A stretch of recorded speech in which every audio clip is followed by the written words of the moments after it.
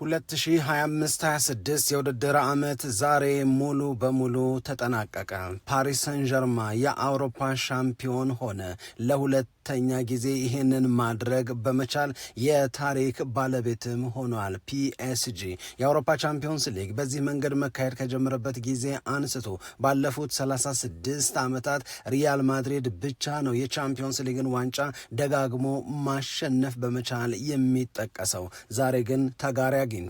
የሉዊስ ኤንሪኬ ፓሪስ ሰን ዠርማ አርሰናልን በመለያ ምት 4-3 በሆነ ውጤት በማሸነፍ ለሁለተኛ ተከታታይ የውድድር ዓመት የአውሮፓ ሻምፒዮን ተብሏል። በጨዋታው ላይ የነበራቸውን ብልጫ፣ በጨዋታው ላይ የነበራቸውን መሻል ከግምት ውስጥ ስናስገባ ፒኤስጂ ይገባዋል። በሁለት ክለቦች መካከል በሚደረግ ጨዋታ ማን ከማን ይሻል ነበር፣ በየትኞቹ መስፈርቶች ማን በለጠ የሚሉ መመዘኛዎችን ብናስቀምጥ በሁሉም ማለት በሚቻል ደረጃ ፒኤስጂ በአርሰናል ላይ ብልጫ ነበረው። ጨዋታው ከመጀመሩ በፊት ፓሪስ ሰን ዠርማ የተሻለ የማጥቃት አቅም፣ አስፈሪ ጎል የማስቆጠር ሪከርድ እንዳለው ሲነገር ቆይቷል። አርሰናል ደግሞ በመከላከል ጉብዝናው፣ በመከላከል ጥንካሬው ወደር የለውም ብለን ነበር። ስለዚህ የተሻለ የማጥቃት አቅም ከተሻለ የመከላከል አቅም ጋር የሚፋለሙበት የአውሮፓ ቻምፒዮንስ ሊግ የዋንጫን ጨዋታ ለማየት ነበር ቁጭ ያልነው።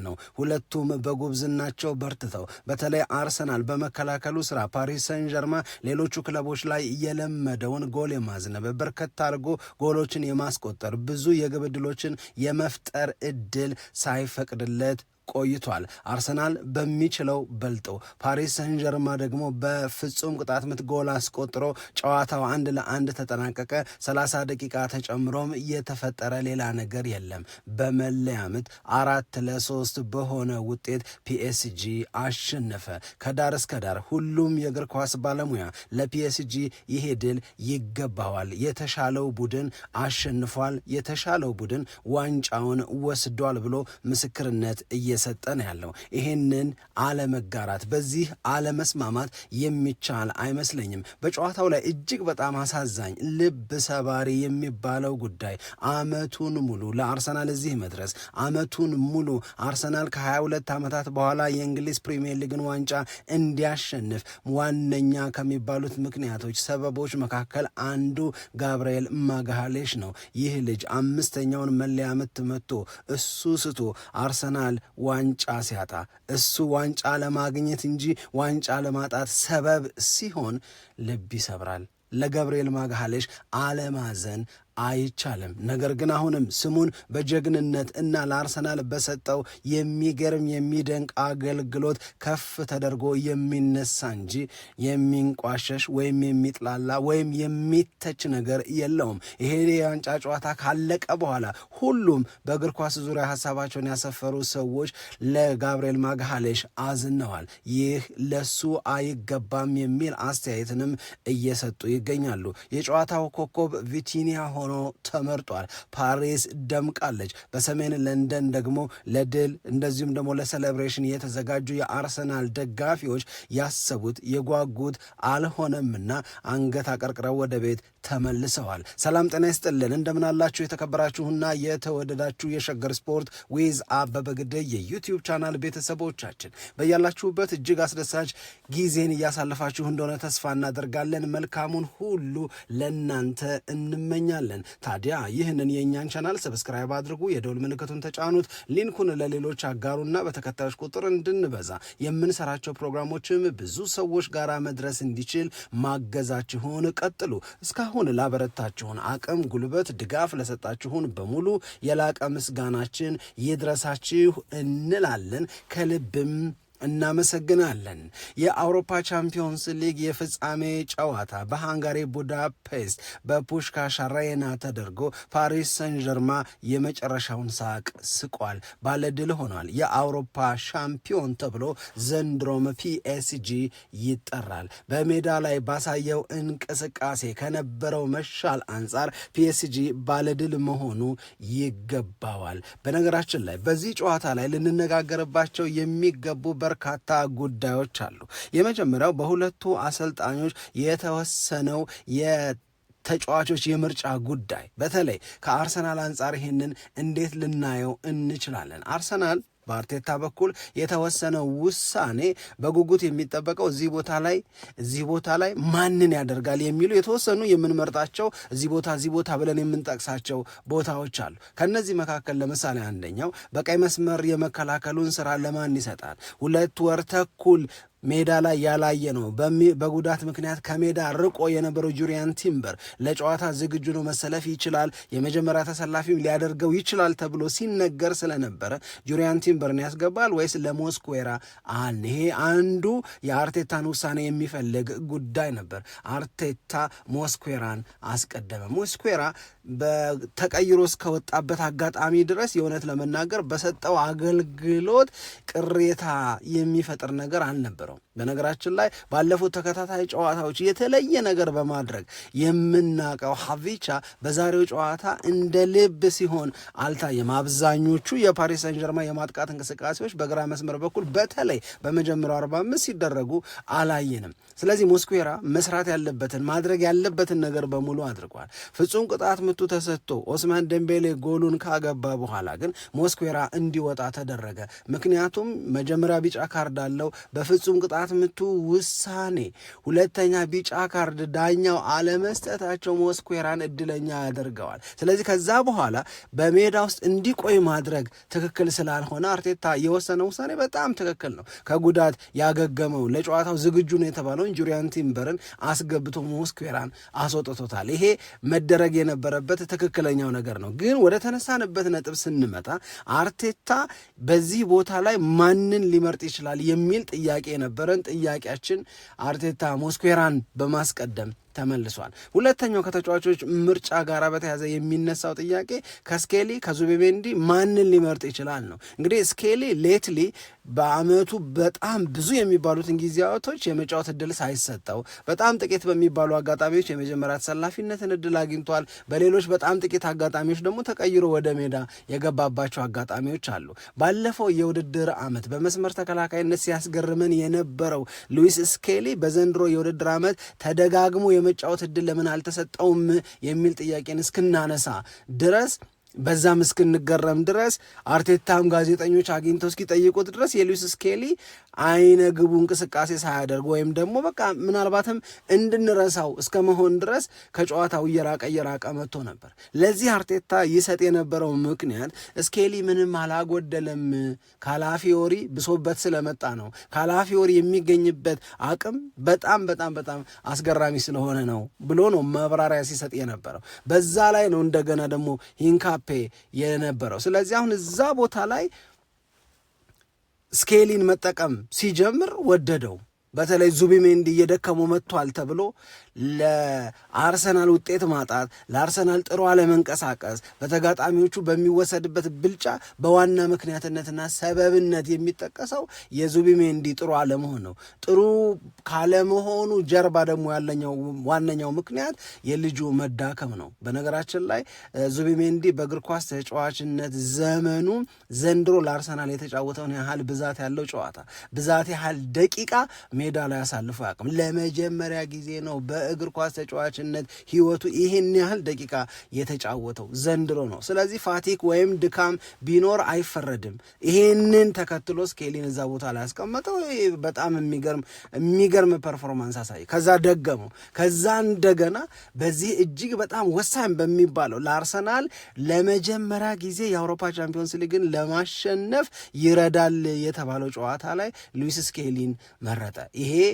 ያደርገዋል አያደርገውም ስንለው የነበረው ጉዳይ ነው። ሌላም ግን አለ። እንደገና በቀይ መስመር ተከላካይ በኩል ካላፊዮሪን ትቶ ሂንካፔን አስገባ። እንግዲህ እንደነዚህ ያሉ ውሳኔዎች ከዛም እንደገና በካይ ሃቨርትስ እና በቪክቶር ዮኬሬሽ መካከል የእሱ ምርጫ ማን ሊሆን ይችላል እዛም ላይ ጥያቄ ነበረን። ብቻ የአርቴታ ውሳኔዎች በጉጉት ይጠበቁ የነበሩ የወሰናቸው አብዛኞቹ ውሳኔዎች ግን በእኔ እምነት እንኳን አደረጋቸው የምላቸው ናቸው። አሁን ለምሳሌ ካይ ሃቨርትስን ማስገባቱ በአውሮፓ ቻምፒዮንስ ሊግ ጨዋታ ይላል ዚ አትሌቲክ ላይ ጨዋታውን በተመለከተ ይቀርብ የነበረው ዘገባ አውሮፓ ቻምፒዮንስ ሊግ የዋንጫ ጨዋታ ላይ ጎል የምትፈልግ ከሆነ ካይ ሃቨርትስን አስገባ ይልና በቼልሲና በማን ሲቲ የቻምፒዮንስ ሊግ የዋንጫ ጨዋታ ላይ ያገባውን ጎል አስታውሶ ዛሬም እንደገና ደግሞ ፒኤስጂ ላይ ቀድሞ ጎል ያስቆጠረው አርሰናል መሆኑን ያስታውሳል በካይ ሃቨርትስ አማካኝነት። ስለዚህ ከቪክቶር ዮኬሬሽ ይልቅ በካይ ሃቨርትስ መጀመሩ በስኬሊ እንደዚሁም በሞስኩዌራ በሂንካፔ እነዚህን ተጫዋቾች የመጀመሪያ ተሰላፊ በማድረጉ አርቴታ አርሰናልን አልጎዳውም። ከነዚህ ልጆች የተገኘው አገልግሎት ጥሩ የሚባል ነበረ። ይሄ አስቀድመን ልናነሳው የሚገባው ሀቅ ነው። የመጀመሪያው ነገር ነው እሱ።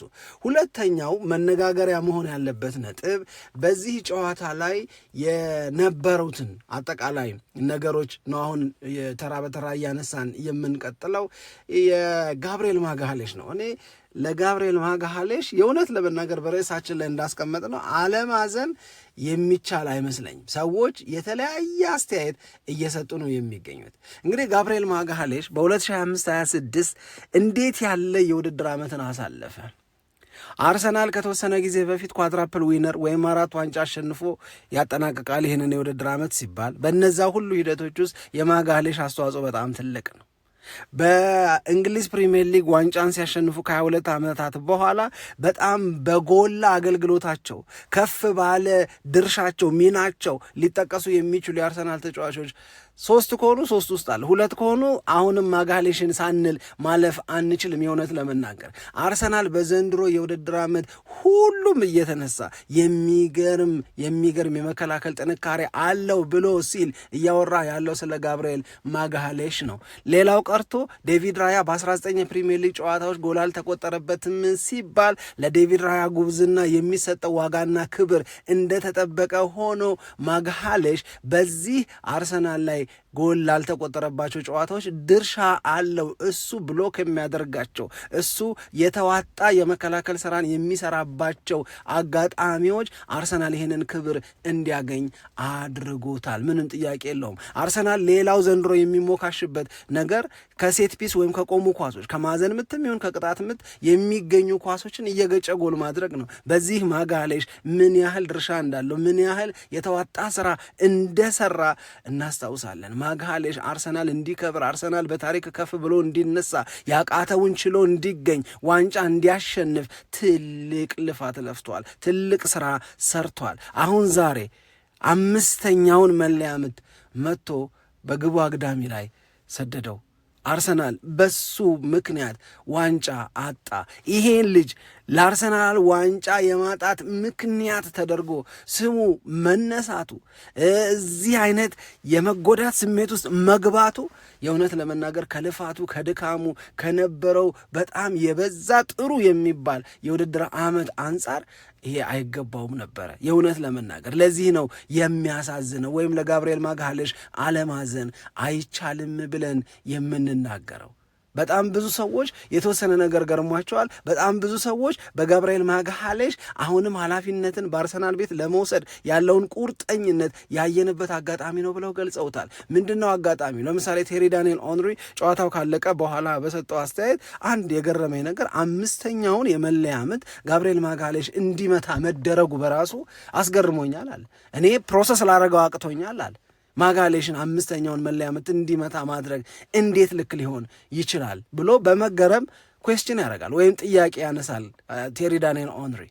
ይሄንኑ አይነት ነገር ደግሞ ሌሎች ሰዎች ያነሱና ገርሞናል። የእውነት ለመናገር 5ኛውን መለያ ምት ሴንተር ባክ የሆነውን ጋብርኤል ማጋሌሽን እንዲመታ ማድረግ ዊርድ ነው።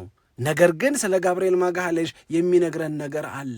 በአርሰናል ቤት በልበ ሙሉነት ሪስፖንሲቢሊቲ የመውሰድ አቅሙን ዛሬም በድጋሚ ያረጋገጠበት ያሳየበት ነው ይላል። ጨዋታው አለቀ።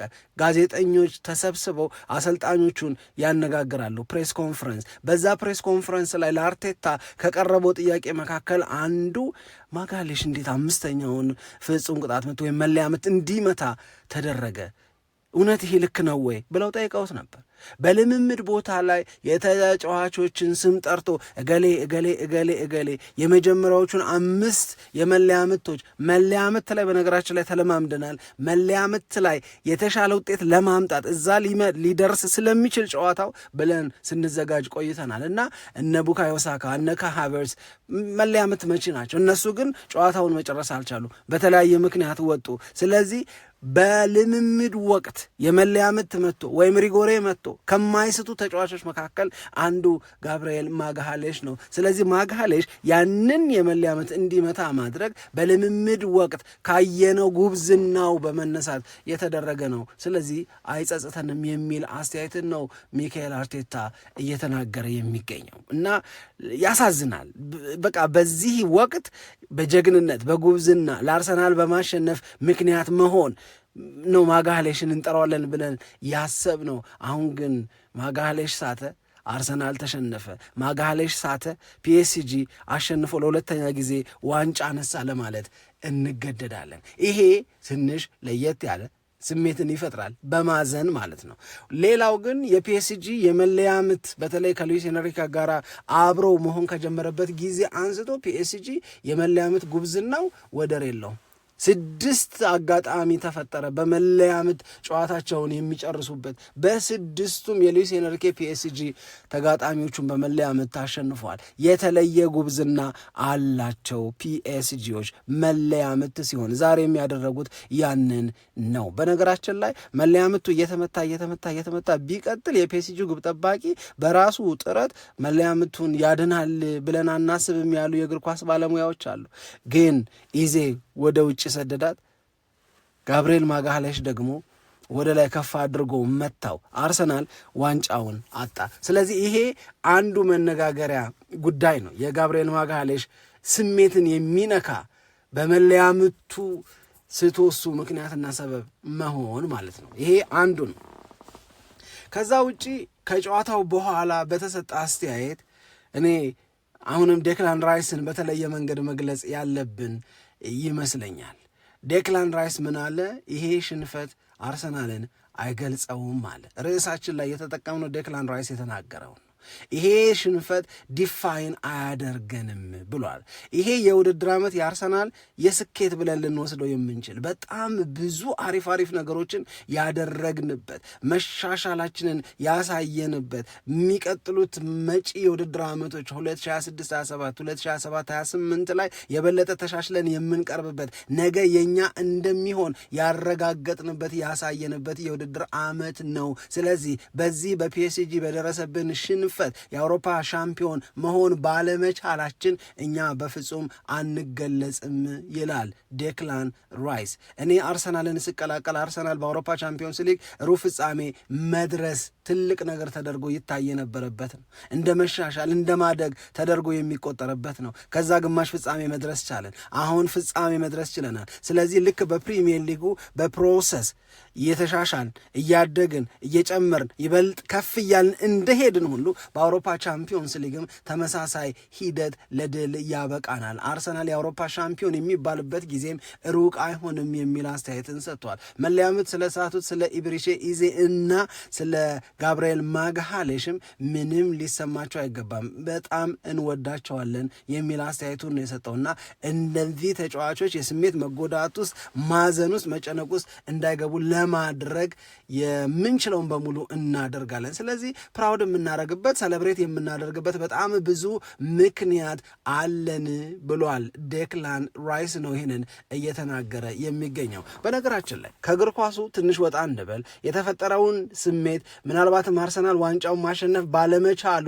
የአርሰናል ደጋፊዎች የምትገኙበትን ስሜት ልንረዳ እንችላለን። ግን ይሄ እግር ኳስ ነው። ማሸነፍን በደስታ እንደምንቀበል ሁሉ እንደነዚህ ያሉ ውጤት ማጣቶችንም ደግሞ የመቀበል አቅም ማጣት አይገባም ነው ምንለው። ቼልሲ በጣም በሚገርም ፍጥነት የአርሰናልን መሸነፍ ተከትሎ ሶሻል ሚዲያው ላይ ፖስት አደረገ። አርሰናል የአውሮፓ ሻምፒዮን መሆን አልቻለም። በነገራችን ላይ በአውሮፓ ቻምፒዮንስ ሊግ ብዙ ጨዋታዎችን ተጫውቶ አንድም የቻምፒዮንስ ሊግን ዋንጫ ያላሸነፈው ቡድን አርሰናል ሆኗል። ይሄ እየተነገረ ነው ያለው በዚህ ሰዓት እና ቼልሲዎች በራሳቸው የሶሻል ሚዲያ ገጽ ላይ ወጡና ለአርሰናሎች መልእክት አስተላለፉ።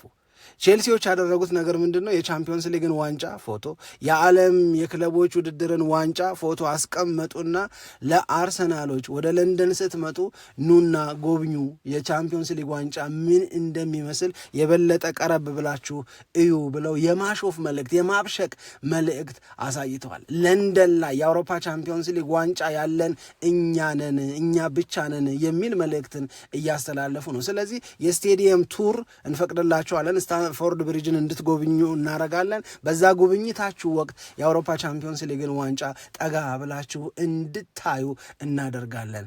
ዓለም ዋንጫም አለን፣ እሱንም እናሳያችኋለን ብሏል። ሌላው ሪቻርልሰን ነው፣ ብራዚላዊው። እሱም እንደዚሁ አርሰናልን ለማብሸቅ አርሰናል በመሸነፉ ለመሳለቅ የተለያዩ መልእክቶችን በሶሻል ሚዲያው ላይ እያጋራ ይገኛል። ደግሞ ወደ ቁም ነገሩ እንመለስ። የአውሮፓ ቻምፒዮንስ ሊግን ዋንጫ በተመለከተ ለፒኤስጂ ምን እንበል? ፒኤስጂ ያው እንዲህ አይነት ጨዋታ እንደሚመቸው ከኳስ ቁጥጥር ጋር በተያዘ ቶሎ ቶሎ የአርሰናል የግብ ክልል ጋር በመድረስ ጉዳይ እንደዚሁም ደግሞ በኳስ ቅብብል በብዙ ሜትሪክሶች በብዙ መመዘኛዎች እንዲህ ያለ የቁጥር ብልጫ ሊወስድ እንደሚችል እኔ መጀመሪያውንም ቢሆን ለመገመት የሚከብድ አይመስለኝም። አንድ ግን መርሳት የሌለብን ነገር አርሰናል እና የአርሰናል የዘንድሮ የውድድር ባህሪው ምንድን ነው፣ ፒኤስጂ እና ፒኤስጂ የዘንድሮ የውድድር ዓመት ባህሪው ምንድን ነው ስንል ሁለቱም እንደየባህሪያቸው ነው የመጡት።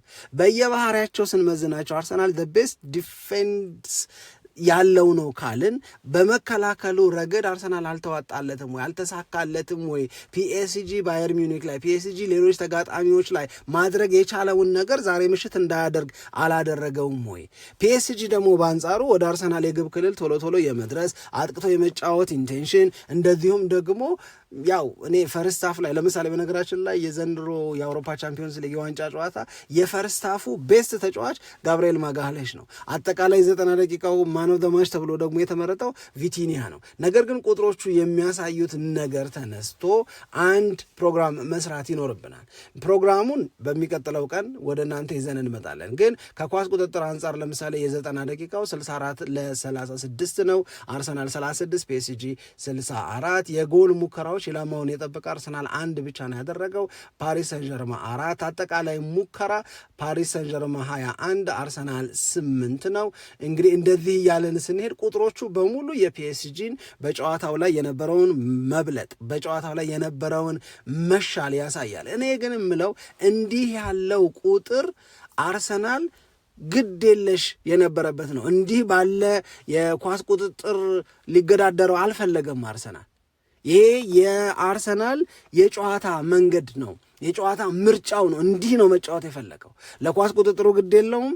ፒኤስጂዎች የሚሰሩትን ስህተት እና ደግሞ በፋስት ብሬክ መልሶ ማጥቃት ቶሎ የግብ ዕድል መፍጠር ቶሎ ጎል ማስቆጠር የፒኤስጂው ማርኪኒዮስ ስህተት ሰራ፣ ካይ ሃቨርትዝ ጎል አገባ አይነት ነገሮችን እንደነዚህ አይነት አጋጣሚዎች ራሱ ካይ ሃቨርትዝም እኮ መልሶ አግኝቶ ነበር። ስለዚህ እንዲህ ያለው አጋጣሚን መጠቀምና ፒኤስጂዎች ይበልጥ በሚታወቁበት በሚፈሩበት የማጥቃት ጉብዝናቸው አርሰናል ላይ ጎል እንዳያስቆጥሩ ማድረግ ነበር የአርሰናል ፎከሱ ብዬ የማምነው። ስለዚህ ነው እንዲህ ያለው የቁጥር መበላለጥ የመጣው የሚል እምነት አለኝ።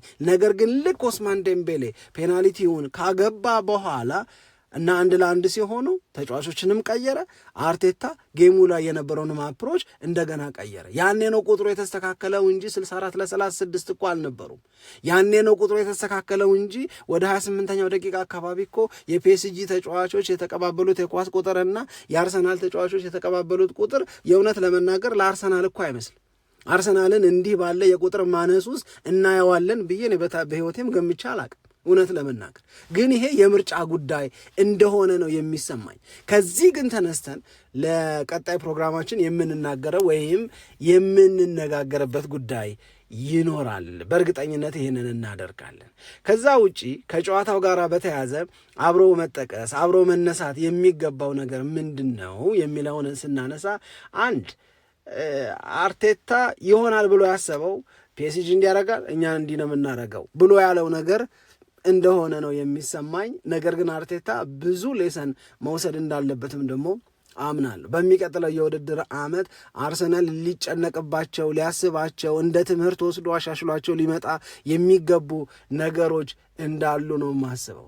ከዛ ውጪ ካይ ሃቨርትስን በተመለከተ መናገር ይኖርብናል። ካይ ሃቨርትስ በአውሮፓ ቻምፒዮንስ ሊግ የዋንጫ ጨዋታ 2 ጎሎችን በማስቆጠር ለተለያዩ ክለቦች ከክርስቲያኖ ሮናልዶ ከማሪዮ ማንዙኪች ጋራ ታሪክን የተጋራበት ነው። ክርስቲያኖ ሮናልዶ ለማን ዩናይትድ እና ለሪያል ማድሪድ፣ ማሪዮ ማንዙኪች ለዩቬንቱስ እና ለባየር ሚዩኒክ፣ ካይ ሃቨርትስ ደግሞ ለቼልሲ እና ለአርሰናል በአውሮፓ ቻምፒዮንስ ሊግ የዋንጫ ጨዋታ ጎል ያስቆጠሩ ተጫዋቾች ሆነዋል። ከዛ በተጨማሪ ግን ፍራንስ ሩዝ የሚባልና ገርድ ሙለር ጀርመናዊ ሆነው በአውሮፓ ቻምፒዮንስ ሊግ ጨዋታ ጎሎችን በማስቆጠር 2 ጎሎችን በማስቆጠር ያላቸውንም ታሪክ ካይ ሃቨርትስ ተጋርቷል። ይህንንም እንደዚሁ ማንሳት ይኖርብናል ለማለት ነው። ለማንኛውም በጉጉት ስንጠብቀው የነበረው ብዙ የተነጋገርንበት የአውሮፓ ቻምፒዮንስ ሊግ የዋንጫ ጨዋታ ተጠናቀቀ።